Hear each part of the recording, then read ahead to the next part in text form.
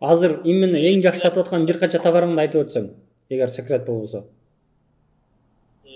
Негизи азыркы товарларым көпчүлүгү косметика, анан шампунь. Ясно. Анан детский. Шампунь, игрушкалар. шампунь возврат болбогон товарларга киреби? Шампунь возврат болбогон товарларга кирет.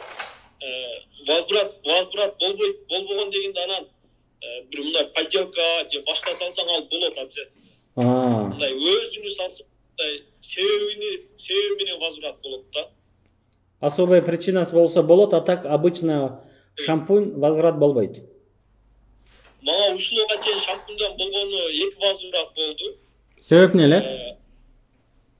Бирөөсү сынды, жолдо сынып калды. Ал сынган мындай мен өзүмдөн болуп калды. Мен жанагындай туура эмес орогон, ал дозатор менен болчу эле да.